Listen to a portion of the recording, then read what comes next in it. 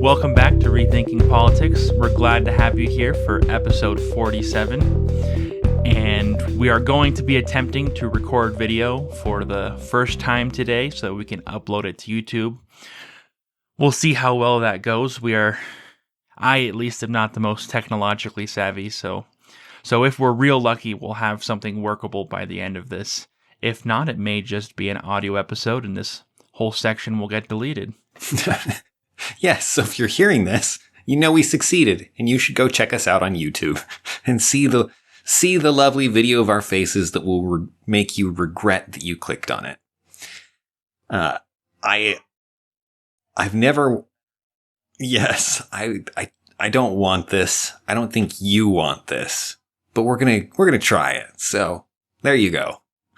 This is our gift to mankind? ?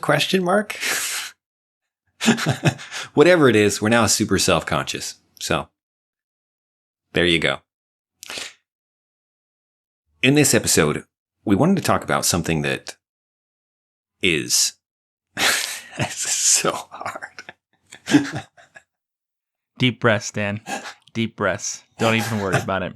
So today we're going to be talking about the book 1984 by George Orwell, which I think is a particularly funny choice after we've had an episode discussing and debunking the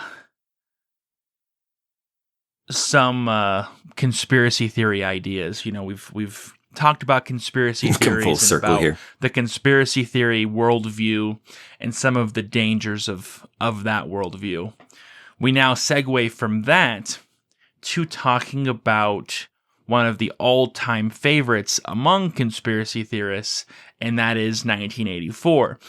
I mean, 1984 is where we get many common words that we use today, like Big Brother. I mean, Big Brother is not a word, but a common word usage, a common vocabulary term. Right. Thought police is another one. Yes, that all originate, with 1984. I mean, it is one of the most famous totalitarian dystopian novels out there, and in many ways is the precursor to many of the more popular dystopian books and movies that have come out recently, like Hunger Games and those others are based on this dystopian idea that was first popular in the early 20th century and has recently had a resurgence. Right, the guy who writes it, George Orwell, is fascinating.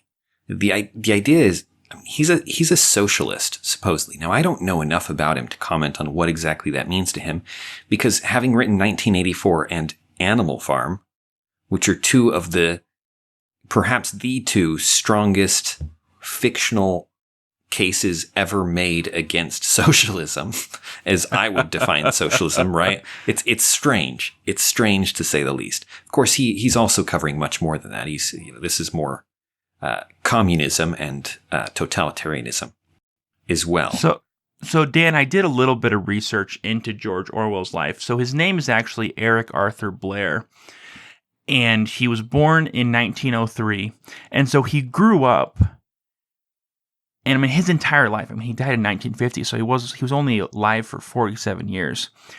But in the span of his life, the world was going through monumental changes. You have the Industrial Revolution that had just taken place and was continuing to take place. You had the rise of some of the largest totalitarian regimes ever. You had Soviet Russia that came about and had different experiences. You had, the rise and fall of imperialism. You had so many different things going on in the world. First and Second World Wars, yeah. Yeah, that he experienced and was able to write about. So he's English, and he experienced a lot of different things. He ended up serving in Burma as a they call it imperial police, which just seemed weird, but he was a British police officer serving in Burma temporarily. He then quit that and became a writer full time for the rest of his short life. But he spent a lot of that time exploring the lowest castes of society. he spent a long period of time under a fake name, living as a vagabond in London and in Paris, and experiencing what those at the very bottom of society experienced, which I think is what moved him towards socialism, right? He saw the plight of these people who are struggling, and that became his focus as an author, is these people who are left to the side. And so he ends up becoming, a democratic socialist is the term. But what distinguished this group of socialists is that they were in direct opposition to most socialist governments that existed at the time. That they wanted the economic principles of socialism, but they rejected almost all of the applications at the time. And that's definitely something that we see with George Orwell. George Orwell, as you said, is the strongest critic, maybe of all time, of communism and these socialist powers that existed at the time. I mean, Animal Farm is one of the most succinct and brutal, debunking of communism, which is interesting coming from a democratic socialist. Right, and how the pursuit of equality of outcome ends up corrupting itself, and you end up with, as we were talking about in the last episode, you end up with just a different hierarchy of power, where the people at the top are privileged and on down, just on a different basis. In Animal Farm, where you get the pigs at the top who begin to look exactly like the humans and begin to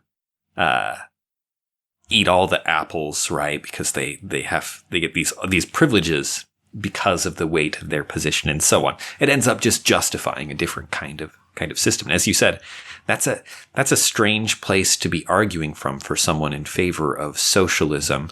I put it in quotes because what he means by that is clearly different in some sense than what we mean by it today. And where you and I argued in the last episode that socialism fundamentally is about the abolition of private property, and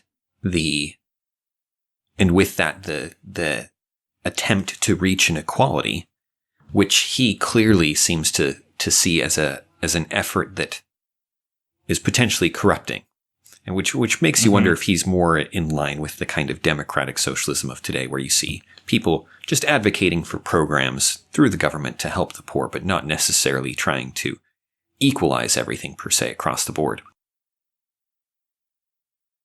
But whatever his motivations, he definitely had a unique perspective, which lends itself to these books. I mean, right. Animal Farm so and 1984 are two books that, over 70 years old at this point, but are still worth reading. If you haven't had a chance to read either of those, it's definitely worth your time. Animal Farm especially is incredibly short. It's basically a pamphlet, and 1984 is the size of a small novel, but they're chock full of disturbing ideas.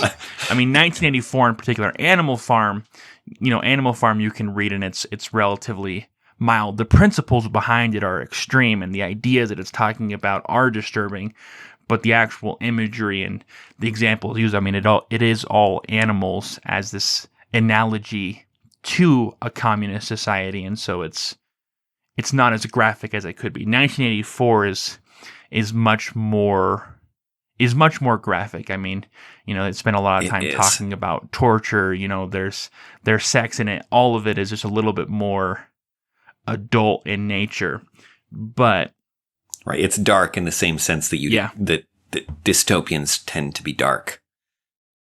One of the interesting things about these books, Brad and I have talked a lot of times about how outside of the podcast, and perhaps we've mentioned inside, that we would love to do episodes like this where we focus on a book and an author, because part of what you as the listener need to be able to assess politics today is to get out of the narrow range of ideas that are often discussed in politics. And we try and do that to a degree, right? We try and provide a perspective and a critique of these common ideas, try and make you aware of them so that you can have the tools you need to be able to see through the maze of things and get above your own biases to a degree and so forth.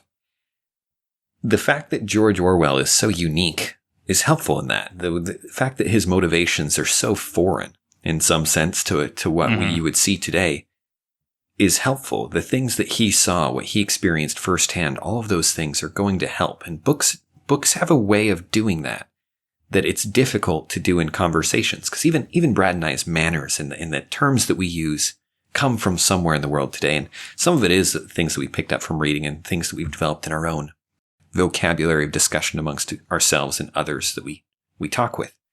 But to really escape it, someone who lived before this time is a very useful tool. In going to 1984, I was surprised to find a really fun, dramatic reading of it per se. It had sound effects and voices for the characters that was free on YouTube, that had been crowdfunded or through Patreon, some form. Somebody had gone through a ton of work to make a very high quality product that I really enjoyed listening to as a refresher for discussing it today.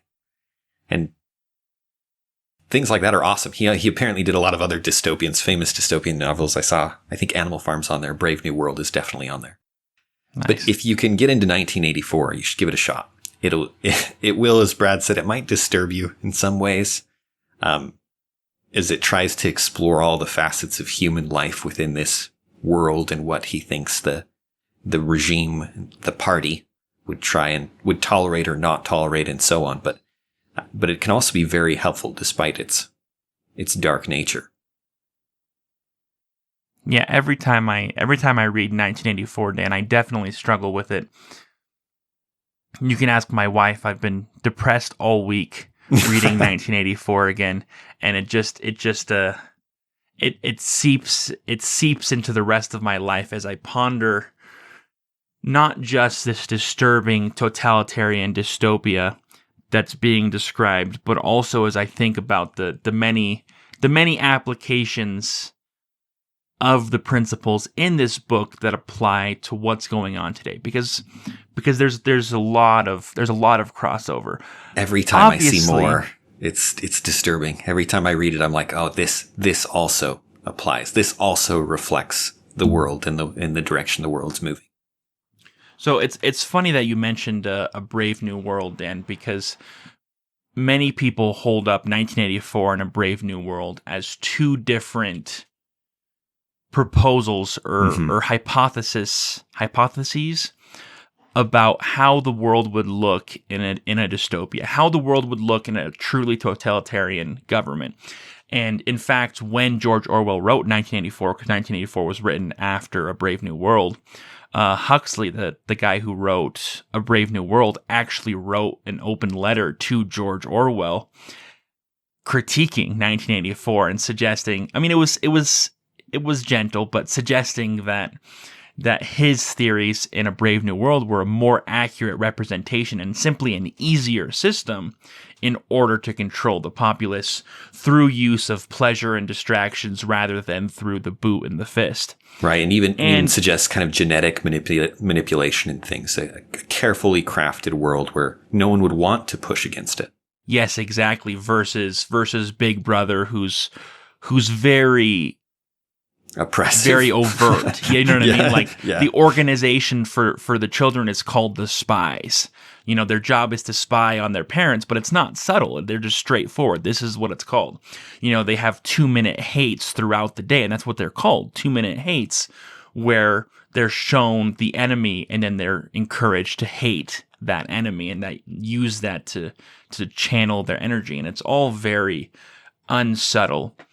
And I think that A Brave New World definitely has a lot of value and is worth looking at as well. But I think that writing off 1984 is a mistake. Obviously, we don't live in a world of 1984. We don't live in a dystopia where our every facial expression, our every word is analyzed by a big brother, and if we step out of line, we're immediately, vaporized, taken to the ministry of love and tortured.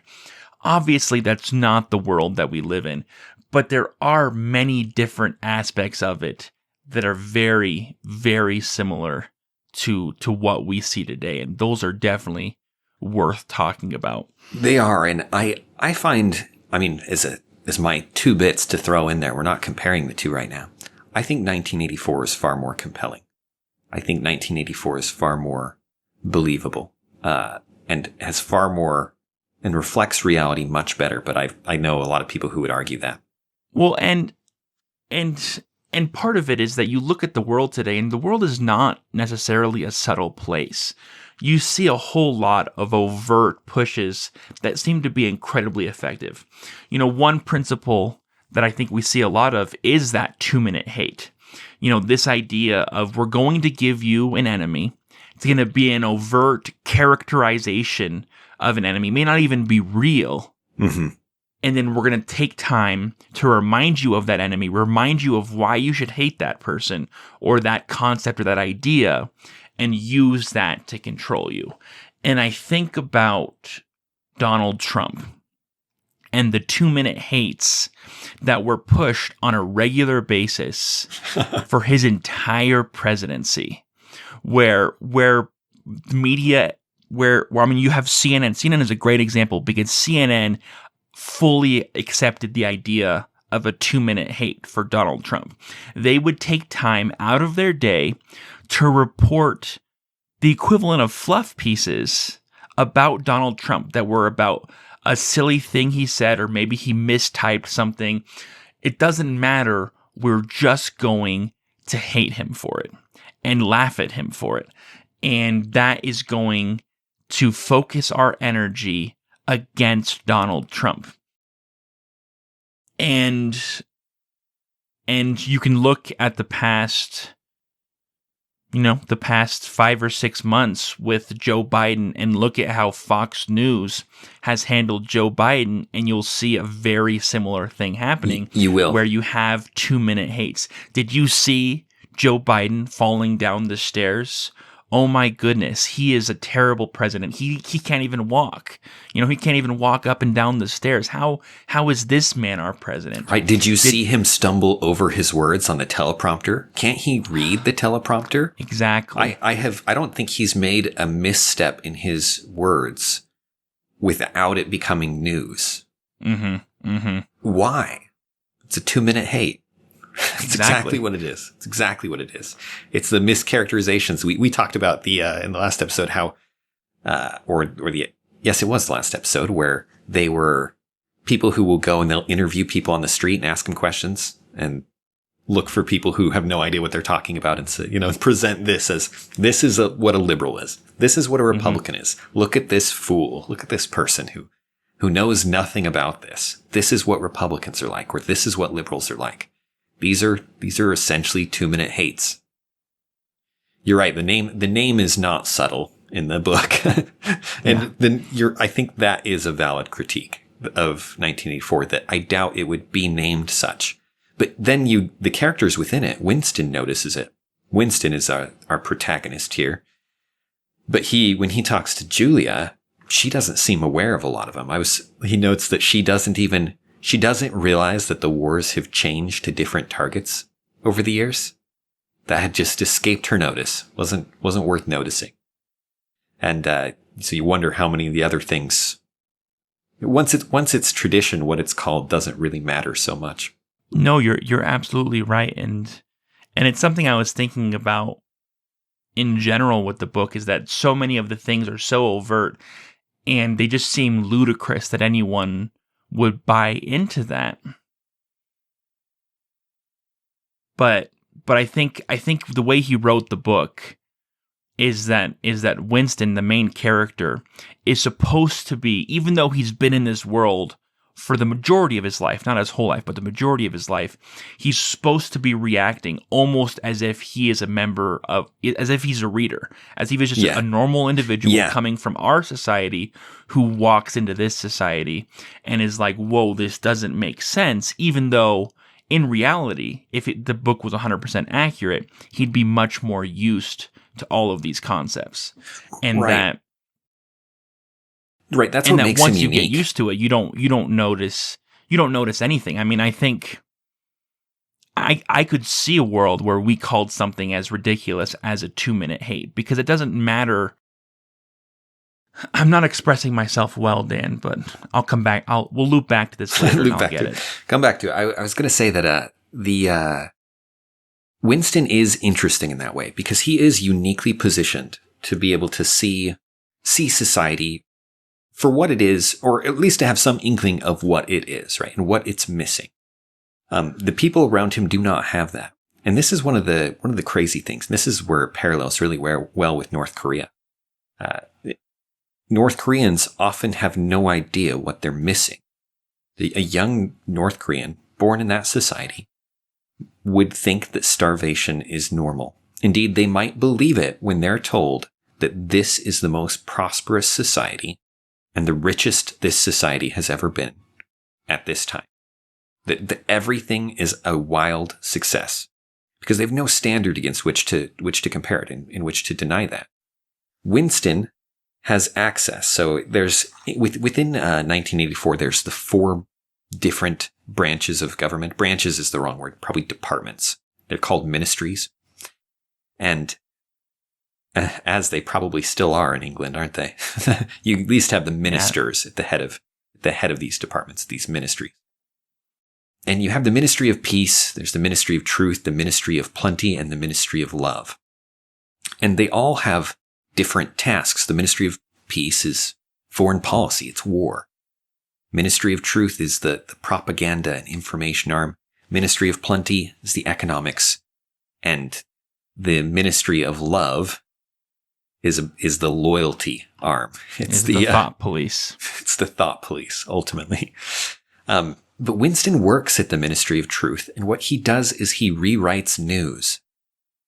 And that's it's so trippy the way it works. So everything is centralized in this story, at least for the people who matter. There's different classes. There's the inner party, the outer party, and then there's what's called the proles, who are basically ignored. They're the poor, essentially. But they're ignored, and they're allowed to do more or less whatever they want within a certain scope of things. They're more or less free.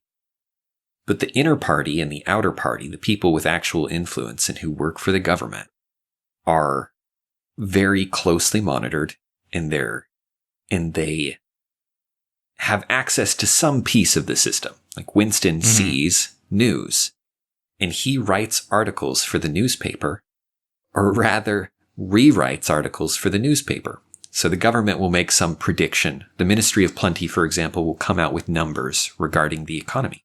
And a couple days later, they'll get reports and things, and they'll find out that what they had said was wrong.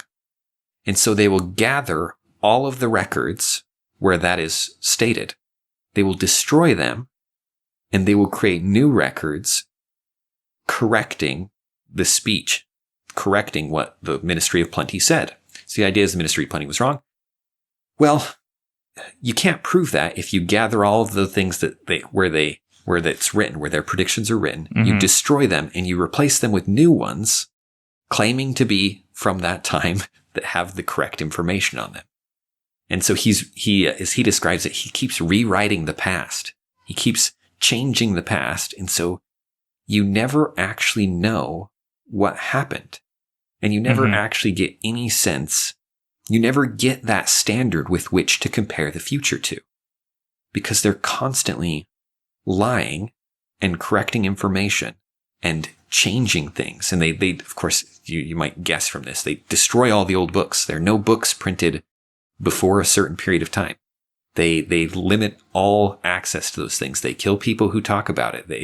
They control all of the information so thoroughly that you cannot actually know what's true and what's false. You can't prove it, at least. He knows that they're lying. And it's just it's just such an interesting world. And of course, it's interesting to note that he knows that they're lying, but he only knows that vaguely, because he's helped them change the information, which is, first of all, the only reason that he knows that they're lying. But in terms of knowing the actual reality, he never he never does. Right. He doesn't know the truth. He just knows that what's there is a lie. Yeah, exactly. That at some point they had to lie because they had two conflicting statements. But how close either of those statements were to the truth is something he could never find out. Right. This is one of this reading through it. This was my favorite epiphany I had as I was reading it. Winston is looking at specific numbers about the production of boots, I believe it was. And they had predicted that they were going to produce, the Ministry of Plenty said, we are going to produce something like 150 million pairs of boots this year. Well, the numbers come in, and it turns out that they had produced something like 50 million. And he goes and he corrects the old documents to say, we produced 55 million, which is in excess of what he corrects it. So he corrects it in two ways, excuse me. He corrects it. So they had predicted 50 million, which is what it was, but then he says they actually produced 55 million. So you have, that they exceeded their quota. So that everyone can feel like production's actually been overly successful. They're overachieving. But then he points out that even the one thing in there that seems to be true, that they had actually produced X amount from the reports, probably isn't true, because they don't actually have the capacity or the interest to calculate how many boots had been produced. Because it doesn't matter. It really doesn't matter how many boots are produced if you can control all the information. And he said, for all he knows, they may have produced 0. Right? And who would know? Who would know the difference? You could always say the 50 million that were produced went somewhere else, the 55 or whatever the number was he ends up printing that they produced, which shook me a little bit when I read it, because there are political conversations today, especially about the predicted effect of a policy on jobs, where this is exactly what's happening, where you have a prediction, this policy will create this many jobs. Now that prediction may as well have been based on nothing for how accurate it is likely to be. Then you're going to have the numbers come in, but the process through which they come in is so convoluted and so complicated and so affected by everything else other than just that policy that when the numbers do come in, what do they show about the effect of that policy? Nothing. Maybe nothing. There's so many factors influencing it that number might not be true.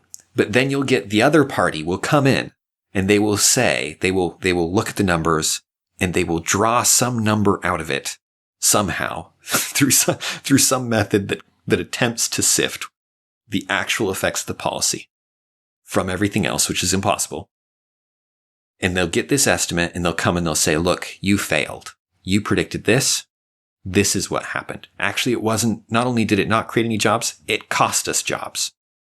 And then the party that is defending the policy will go through and they will do a similar process and they'll go, actually, it was even better than we expected. Look at this. And they can find a way to show that in the numbers. And none of these, every step along the way, the numbers can be entirely arbitrary. And so they're not even arguing about what's true. They're arguing about it's all spin, right? It's all appearance. Yeah. And that doesn't happen in every sphere, right? There's some numbers and some things in which you can get some calculations that are useful. But when you're trying to assess the effect of a policy on the entire economy, good luck. Good luck. You believe what you will from the results. It's so hard, and there's so many factors that you can show what you would like to show. And it'll be, and all of those numbers are probably wrong.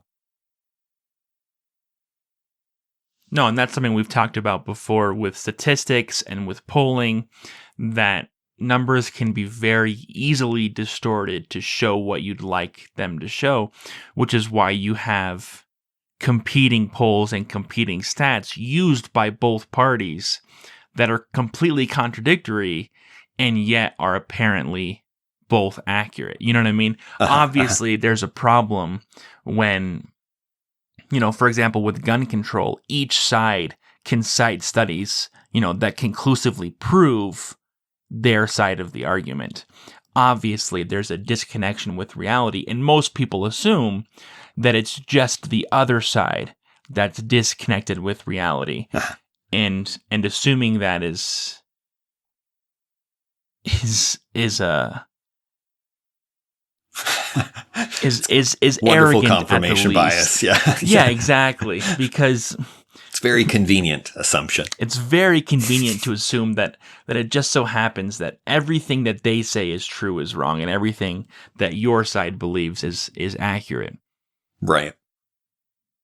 The which makes the name one of the key concepts in the book is called doublethink. Mm-hmm. And it's the idea of having two contradicting ideas in your head simultaneously.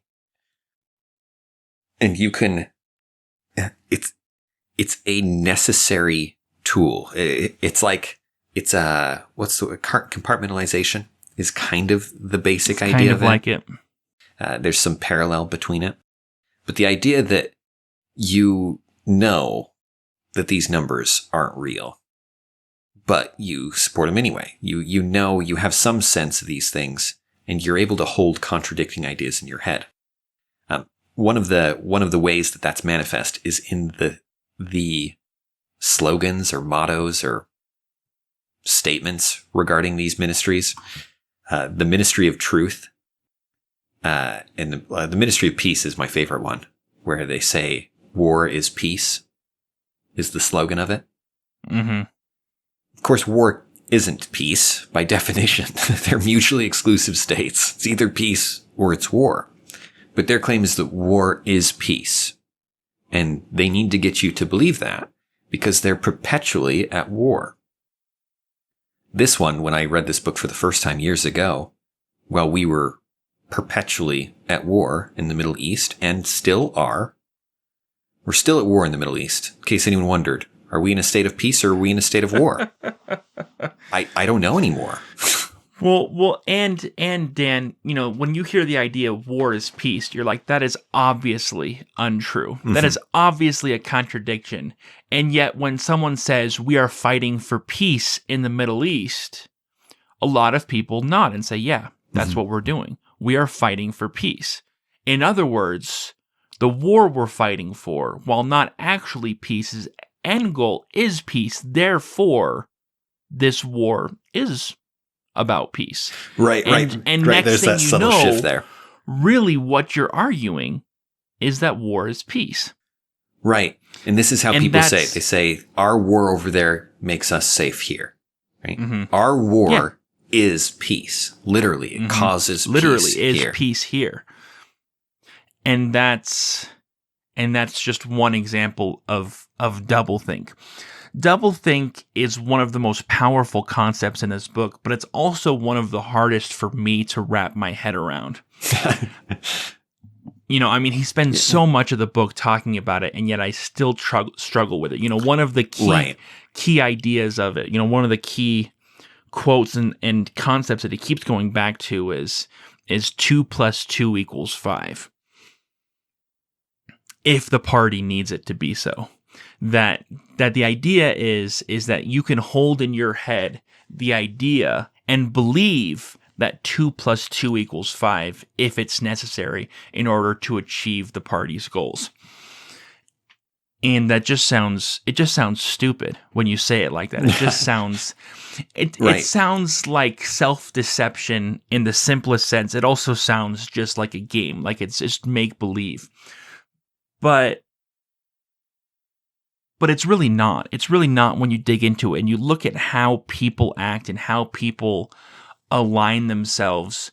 There's really a lot of truth to that people tend to believe what they want to believe. And it has nothing to do with reality by definition. It doesn't have to deal with reality in order for them to believe it. You can do something as simple as look at two kids who get into a fight, and then they both go and tell their parents what happened, and their accounts are wildly different. this happens at work where two people get into an argument and then they both go and talk about what happened and their stories are completely different without either side necessarily lying. And yet, and often when I hear them talking about what happened, I understand that neither of them, it's not that one side's lying and one side's telling the truth. Neither of them are telling the truth. Neither of them are accurately recounting what happened. And there are lots of studies that have been done in scientific inquiries into how the mind works and how memory works. Yes, and our memory is ability tricky. to remember what happened. And it's so skewed by our own personal incentives that basically with the right incentives, you can believe that 2 + 2 = 5. And reality be darned, because reality is not what we care about. What we care about are the things that we care about. Whether that's our family or our our livelihoods, our incomes, our favorite sports team. Because when it's our favorite sports team, it's fine what they did, but when it's the other team who did it, now it's a foul. That's a very simple example of doublethink, but that is doublethink. Yeah. When you're thinking what my team did was okay, but what the other team did was not okay.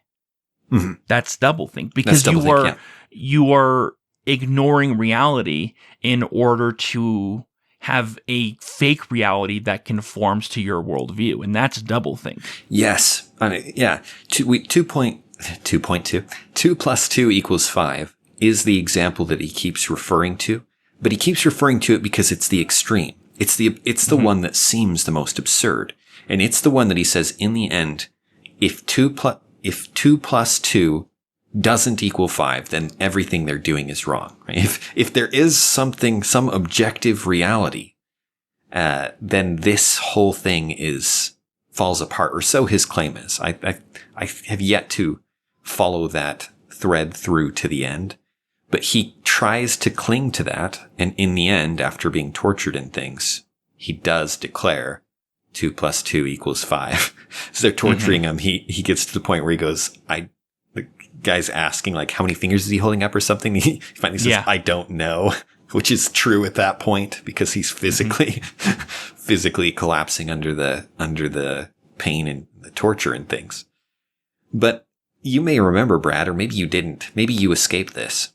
Did you hear about the debates that were going on for a while about whether 2 + 2 = 5?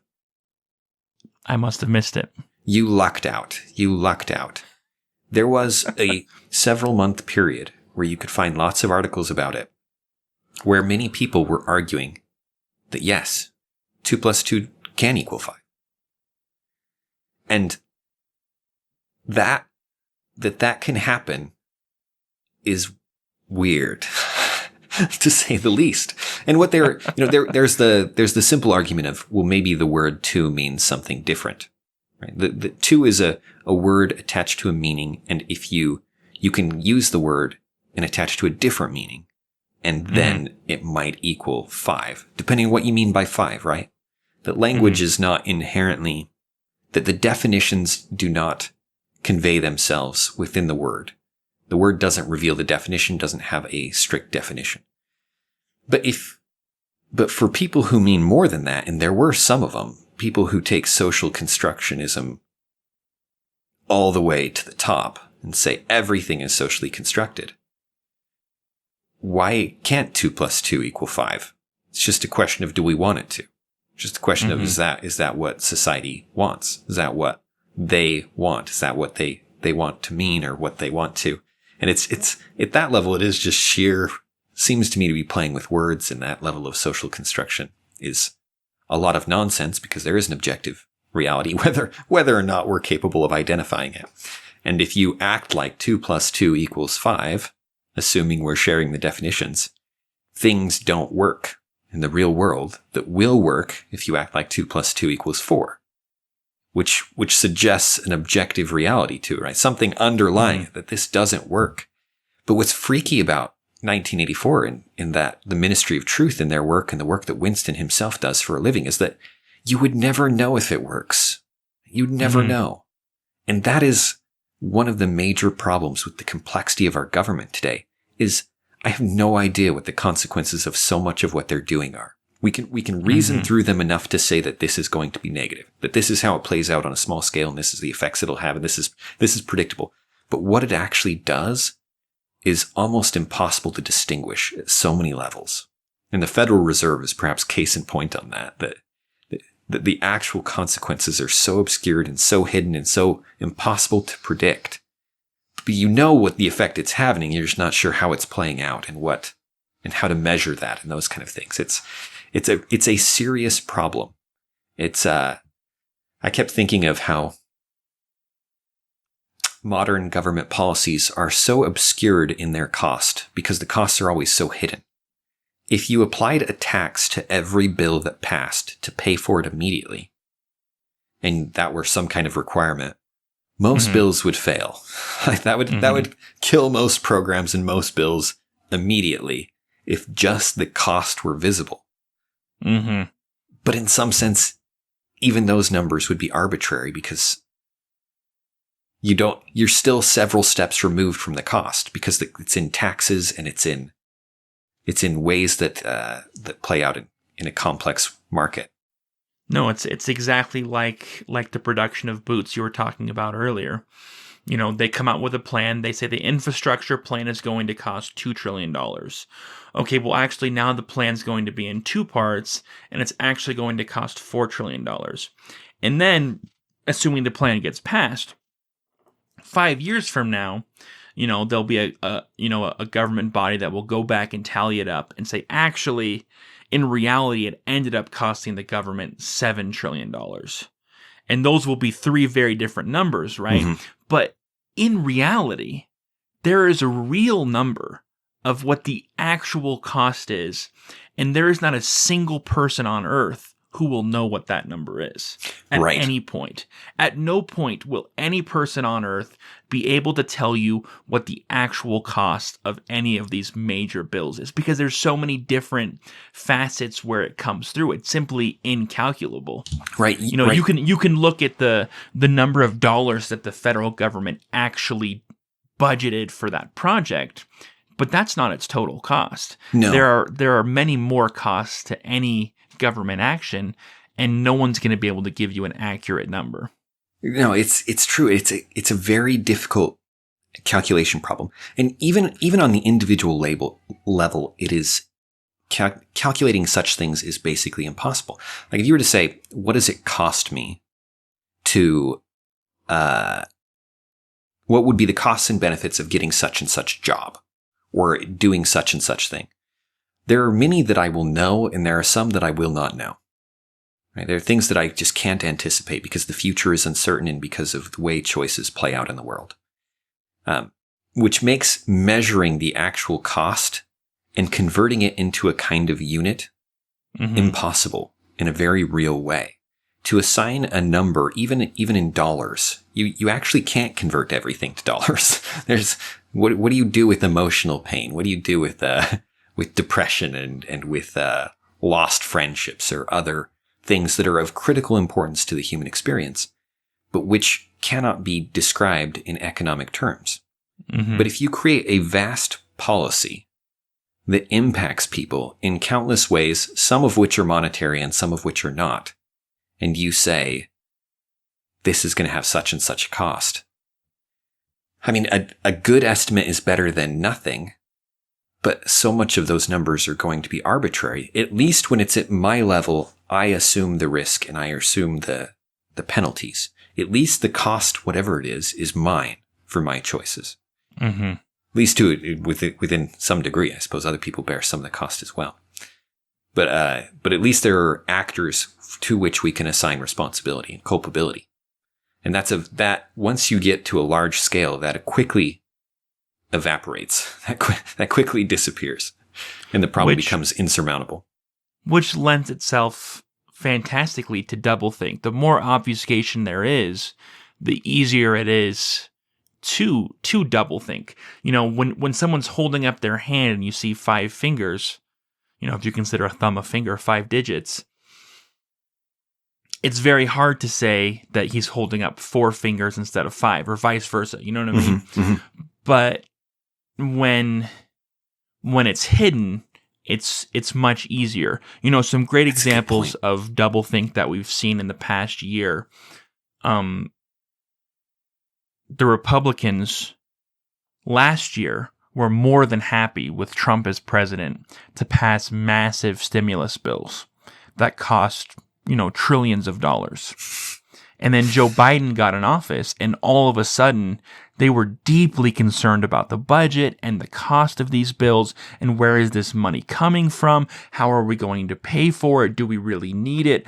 And all of these questions that they didn't have a few months before. And of course, they'll tell you, oh, it's because the situation has changed, and because of this, and because of that. But that's just doublethink. They're telling you that BS. 2 + 2 is 5. What's happened is that their incentives have shifted. Before, it was advantageous for them to vote for it for two reasons. One, the Republicans were in power, and two, their constituents wanted them to. The constituents and Trump wanted it. And Trump wanted them to, but their constituents wanted them to pass these bills. Republicans across the United States were freaking out and wanted help. And so they did it. And then a year later, Trump no longer was in office, and the tune had shifted. And so they shifted. And just like that, they did a complete 180. And then the Democrats, thank you. And then the Democrats, sorry, Dan was just messaged me that I'm shaking the camera because I'm getting too excited. I can feel the energy. It may or may not be making me nauseous. Just kidding. I'm using this tiny desk, and it's ill-advised. And then the Democrats, when the January 6th riot at the Capitol happened, were freaking out about how violent these Trump supporters were, how horrible it is what they had done, and on and on and on about treason and all these things. And yet, when you had month-long riots in Portland that involved attacking government buildings, which is a threat to democracy, just like, attacking the Capitol is. If you right. If you attack city buildings, if you storm City Hall, if you destroy a police building, those all have repercussions on democracy, just like the January 6th protests. But all of a sudden, the January 6th riots, all of a sudden, they were completely different. Not even like a little bit different, but they weren't even similar. You had peaceful protests in Portland, and then you had the insurrection on January 6th. Not just a riot, but something much more. Right. This was a threat to our... of doublethink. Yeah. It is. There's no principled distinction upon which to do those. You could say there's a difference in scale, that the building that was in January 6th was more important.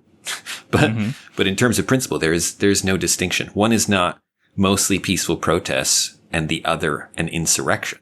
They're of the same kind, whatever that kind is, and just vary on scale.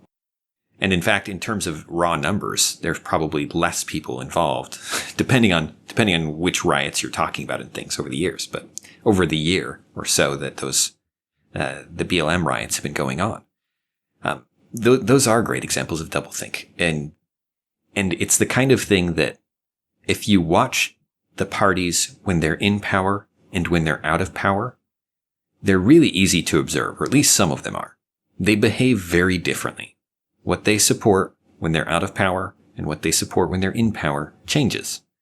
And maybe they notice that, or maybe they don't. Maybe the double thinking is unconscious.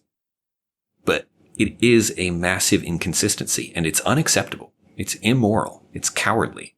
It's inconsistent. And such people should not be supported, and yet they're the dominant people in both parties. And that's the way, this is the world that we know. This is the way it works. And I want to talk about the conspiracy aspect of this, because this is talking about this totalitarian, dystopian world where government has complete control over everything. Is watching everything you do. Watching everything you do. That's obviously not the society that we live in.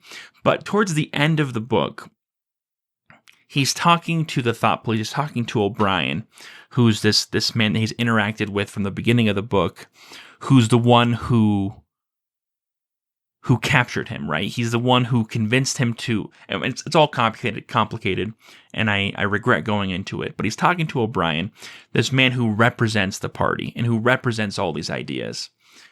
And he's trying to plead his case. Trying to plead his case, and he wants to know why they're doing this, because he realizes that O'Brien understands all of his rebuttals, that he understands the world more accurately than Winston does. He understands how the party's operating. He understands the suffering that's taking place, and yet he's okay with it. And so his question is why? Why is O'Brien doing this specifically, and on a whole, why is the party doing this? Because it's not just one person, it's a whole group of people who are perpetuating this system that results in so many people suffering and being oppressed. And he wants to know why. And O'Brien talks about how the reason is not complicated. The reason is the same reason that people have always done horrible things. It's the pursuit of power. That people have always pursued power and will always pursue power. The only difference is that the party is doing it much more effectively than anyone has ever done before. It's not a difference in motivation. It's just a difference in success. They've succeeded where everyone else has failed. Yes, and partially because of tools, technology. Yeah, and I bring that up because there is truth to that people have always pursued power and people have always suffered because of it. You know, you can go back and you look through history and you look at the history of governments and the history of individuals, and we have a long track record of oppression by people who didn't need to oppress them, but chose to in pursuit of power. And that principle holds true today. Just because we don't live in a dystopia doesn't mean that principle doesn't still manifest itself and manifest itself in the United States. I'm not talking about, like, as you mentioned earlier, North Korea, where something not very different from 1984 is currently operating. The difference between North Korea and 1984 is in many ways semantic. That the world of 1984 and the world of North Korea are identical. But even in the United States, you look at the two parties and you look at the way they're operating and you wonder why. And the answer is simple. It's consolidation of power. That the power they have, even though they don't control the whole government, even though they're constantly at war with each other, that doesn't matter because of the power they control just by having their party. And that motivates them to use things like doublethink, to continue to make decisions that on the whole are bad for everyone, but allow them to continue in power. And we talked about conspiracy theories and how I don't think most of the actors are bad actors. In fact, I think very few of them are actually bad actors, in the sense that if you said how many of those people do I think are trying to get power because they want to oppress you, I would say very few, a tiny fraction of them. And part of the reason that our system still has avoided those kind of people is that the power still to this day isn't concentrated in any one particular person's hands very frequently, with the exception of the president. A congressman doesn't actually have much influence at this point in the world. They don't. And a Supreme Court justice does, but they're kind of a strange group and they're their own thing. The president does, and the president more and more is becoming this kind of person. But at the level of the party politics, what Brad was saying is exactly right. Why is it that CNN would feel justified straight up lying or spinning a news story to a degree that is essentially a lie, that is a lie? It's dishonest. It's dishonest. They may not have any particular statement that's falsifiable per se, but is certainly dishonest and deceptive. And Fox News will do the same thing. And why? They would say, I think in many cases, because if we win this election, right, this makes them look bad, this makes us look good. And that puts us in a position to win elections, and that puts us in a position to decide policies that puts us in a position that then can help people. They want power for good. Mm-hmm. Now, the whole process... You want to qualify that? That's fine. I was just going to say that the whole process leads them to make bad decisions at every step of the way for a power they never actually are able to use for good that ends up just creating spiraling problems. But please, sorry. I was just going to add to that there's a strong element of doublethink. There that is. You have a lot of self-righteous individuals who wouldn't even admit to the idea that they're striving for power, even as every single one of their actions is driven towards that purpose. Yeah. And that's... Doublethink is not something reserved to dystopias, and it's not something reserved to politicians. It's something that everyone does on a regular basis. Something that I do, something that you do. Mm-hmm. I mean, there are whole books on it. I mean, that's the idea behind leadership and self-deception, and that whole school of thought, which is incredibly useful and worth looking into, is the fact that human beings regularly deceive ourselves in a mostly subconscious, a weird hybrid subconscious conscious way that allows us to act selfishly while still denying our selfishness. And I think that explains a lot of it, Dan. No, you're absolutely right. And I'm glad you brought the Arbinger Institute into the anatomy of peace, leadership, and self-deception. The initial essays, I think it's titled The Chains That Make Us Free. The Bonds That Make Us Free. Thank you. And they have other works, I think, that are out now at this point that I haven't read.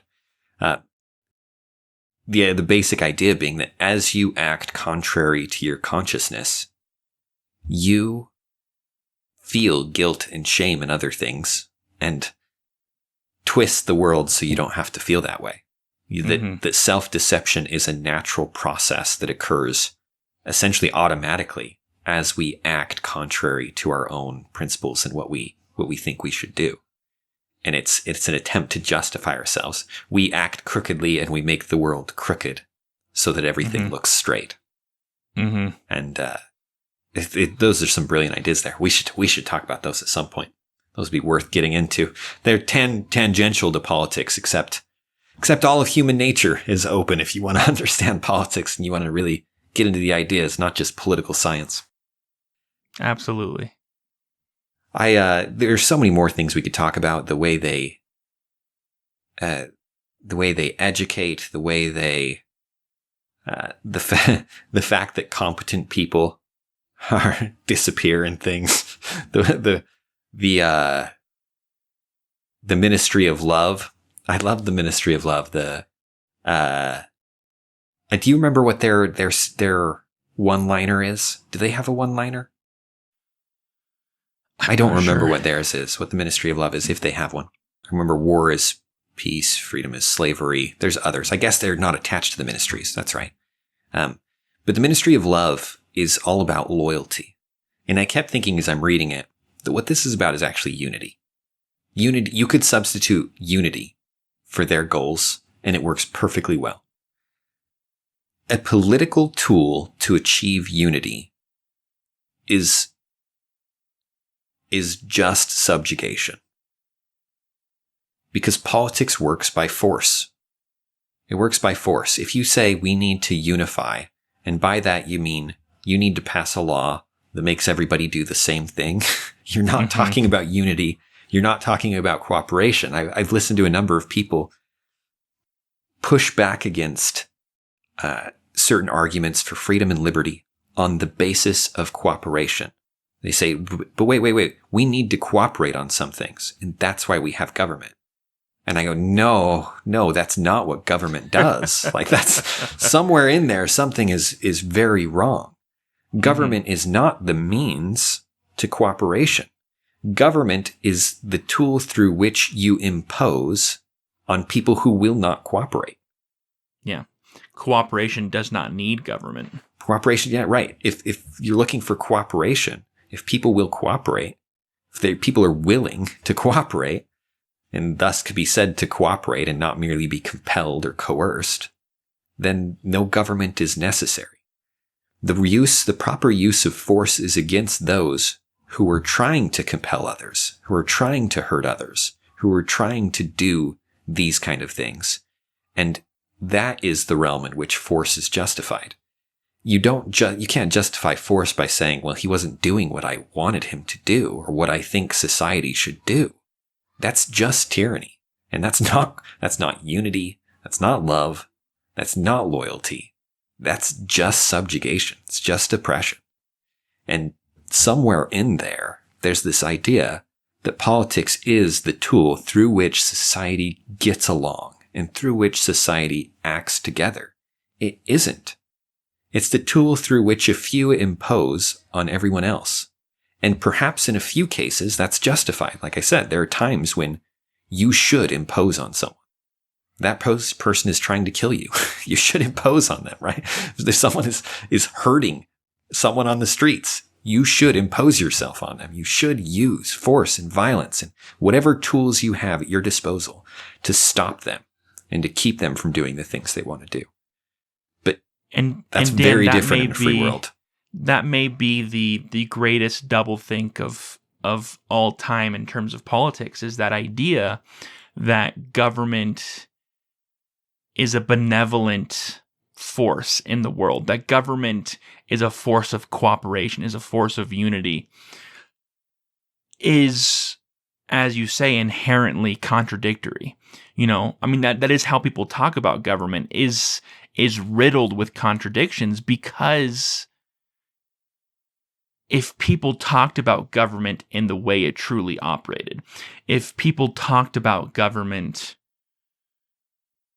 without doublethink, it soon becomes disturbing. I think of many of the police encounters that turned violent in the past year that have gotten so much attention. And so many people have pointed out and said, well, they should have simply done what the police officers said. If there had been zero resistance, if there had been 100% compliance, then in most of these cases, no one would have died or no one would have gotten hurt. And that's fairly accurate. That's fairly correct. Right. And the problem is that when you're saying it just like that, you're accepting the fact that when you interact with a police officer, they have control over whether you live or die, and you have no rights. Right. You have no rights. All you have is the ability to comply or the ability to die. Right. And when you look at it like that, you're like, what kind of terrible system is this? Why should they have this incredible control? These regular citizens are plucked out. They're given some training, but they're not tested for magnanimity. They're not tested for incredible virtue and character. No, they're people who wanted a decent paying job, and now they are given complete control over other people's entire lives. How is that okay? But we don't look at it that way, because as soon as you look at it that way, it becomes disturbing. And that's something and that's why people have had such a hard time with it, because they've been looking at these cases as they actually are, or at least closer to the reality. And it's been disturbing. And when you do that to the entire government system, it becomes that exact same way. When you say, hey, we're going to spend money to help the poor, that sounds fantastic. But when you say, hey, we're going to take money indiscriminately from everyone, including those who are struggling, and if those who are struggling don't give us this money, we're going to take away everything that matters from them. And if they don't comply when we take everything that matters from them, we're going to arrest them. And if they don't comply when we arrest them, we're going to kill them. That doesn't sound quite so magnanimous as just helping the poor. Right. When you strip away the many layers of doublethink, the many layers of self-deception, of reality manipulation that goes into play when we talk about government, it becomes a completely different thing. The only reason we're okay with government is because the ways we think about government are simply inaccurate. It is not reality. It is doublethink. It is as crazy as 2 + 2 = 5. It is. Otherwise, you could say that if I take a gun and I go to someone and I tell them to do these things, or else I'm going to harm them in some way. I'm going to imprison them or use the gun on them. And they do it. And we're going to call that cooperation. I go to the court and I say, wait. I didn't hurt this person. He cooperated with me. Right? It's perfectly because you legitimate. Didn't shoot him. Right. Because I didn't shoot him. Right. He complied. And we're going to call that cooperation. That's what passes for cooperation in the realms of government these days. Well, he accepted, or at a different level, he accepted the bribe that we took from someone else. There was someone else's money that we took. And this is cooperation.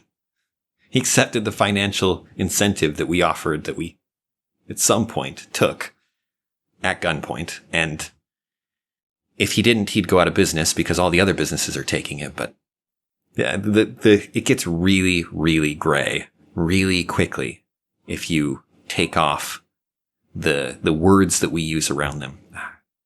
Representation is another one. I think we've talked about it before, the word representation, but we could go on and on because all of these are coded. Everything here is sugar coated. Make the medicine go down. Mm-hmm. Yeah, everything is full of obfuscation and deception that's not centralized. It is in many cases. I mean, it's not. There's not some big brother who's requiring these words to be used, but there's just a lot of incentives that have lined up in different ways that encourage people to continue to talk this way. I mean, one of the most effective tools is, going back to the sports metaphor, is the choosing of teams. Is that when you choose the team, Republican or Democrat, liberal or conservative, now your incentives align to protect the side that you're on. And it's something that he talks about in 1984, where they're continually at war with the other nations. There's 3 super nations in the world, and they're continually at war. And a lot of the hate and a lot of the demonstrations are about those wars. And it keeps people focused on that conflict instead of what's going on within their own country. So much of the problems are because of the other countries. You know what I mean? As long as it's the other country's fault, no one cares. And as long as you're on that team, then you're going to fight for that team. And it quickly aligns so many incentives. And that's the same thing that happens within the party system here in the United States. Is everything that goes wrong is the other party's fault. And as long as that's the case, you never are actually looking at the issues. You're never actually looking at what your party is actually doing when it's in power, because you're always focused on the other side. Yeah, that's a brilliant point that I hadn't thought about. That we've accepted the idea that war is peace, and that we must be at war all around the world constantly to keep peace. But we don't have the hate for those nations that we do at times, but in general, the focus is not there. In fact, tension is deliberately diverted from those places so that we don't think about those things. And where is the war in terms of the hate and things? It's between the parties. It's between the parties. That's where the attention is sent to how dumb Joe Biden or Donald Trump is, and to how incompetent they are, and to all kinds of benign details that are not actually worth your attention, but sure make you feel good if what you want to know is that you're right. And so on behalf of the ministries here, on behalf of Big Brother, I want you to know that you are right. You just keep doing what you're doing. You are right. I hope that you've interpreted this in a way that justifies your opinions for you. That's disturbingly meta, and I appreciate that. You're welcome. I loved this book. I loved rereading it. It'd been some years since I had read it. I've read it many times. Yeah, I've gained a lot of insights and new perspectives on the world. I mean, even in our discussion right now, I've definitely appreciated that, and I hope it's helped open your eyes to some of the nuances of how twisted our current system is. Mm-hmm. Some of you may be wondering why there's a duck on our picture. Is there still a duck on our picture, Brad? Did we eliminate the duck? I don't know if we took the Some duck of you off or not. may be wondering we had why a there long is debate or isn't a duck on our picture. about whether or not we should take off the duck. And for the life of me, I can't remember which way we decided. I can't either. I was going to make a joke about a duck that may or may not be on our picture that is serving as our logo, the kind of cartoon versions of ourselves. Though I didn't have a beard at that point. And now I don't know if it's even there. And I'm looking at Brad because I think he's looking it up. Because I'm looking it up and it's taking me way longer While you're looking than it up, I'll explain the connection to the book, and then maybe it'll connect to us depending on if it's actually there. Clearly, this is an ad hoc explanation if it is there. So, at least on our main website, the duck is there. Okay, good. So, it was all part of the plan. We'll re-record this episode and it'll be like this never happened. I'm just kidding. We're not going to do that. It's way too much work. We lack the will to go back and correct all records. There's this great moment where Winston's sitting at a lunch table. There are many moments where he's sitting at the tables at work. And there's this guy talking about things. And he talks about the way the guy is talking, and he compares it to the quacking of a duck. And this quacking of a duck it's become kind of a phrase I've heard people use it in common parlance, or at least I think I have. But the idea is that he doesn't know what he's saying, and it doesn't matter what he's saying. There's another person in this room now. And it doesn't matter what he's saying because none of those ideas are his anyway. And he doesn't mean any of them. And so whether or not, and there's so many people like this, right? They don't know the political ideas behind the ideas they're saying. They don't actually have any means of verifying of what they've been told is right. They have nothing other than that this just happens to be the opinion that they accepted and agree with. And they then repeat these ideas ad nauseum, and they become great at repeating them.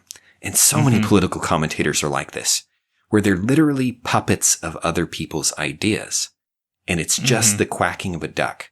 And the way you can tell this is one of my favorite interesting insight that I originally heard from Jordan Peterson. But the idea is that you can tell if someone is like this by how predictable what they say is. Because in these cases, when it's this kind of person, I already know what they think about all the issues. We often begin at that point in our episodes. We begin with, this is what you would believe if the propaganda and things were all you knew about it. And to have conversations with those people about politics is not only uninteresting, it's exhausting. And it's full of anger, and it's full of, you're not talking to a person, you're talking to some kind of puppet. You're listening to just the quacking of a duck. It's not communicating anything. Any other thoughts you want to share from 1984, Brad, before we take this home? I think that's it. I appreciate you guys taking the time out. If you have the opportunity, if you haven't yet, please go and read 1984. It's definitely worth a read or a reread if you read it back when you were in high school, because looking at it now and looking at applying these principles to the world we live in today, instead of looking at it as a literary exercise, is incredibly useful and beneficial. At least it has been for me. Yeah, so thank you for listening. Yeah, your best bet is to find a small group for it. Then you can discuss it and talk it over and actually experience it. Just a group of friends Absolutely. Or whatever. You can get the education that that the schools aren't able to provide for you anyway at this point. And if you can't find anyone to discuss it with us. Shoot us an email and we can talk about it. We'd be happy to. So I definitely enjoy discussing books. With that, thank you for listening. This has been episode 47 of Rethinking Politics. You can find us on our website at rethinkingpolitics.podbean.com, where you can support us using our Patreon link there. You can also email us at rethinkingpoliticspodcast@gmail.com, or find us on Facebook, Instagram, or Twitter. And with that, have a wonderful week.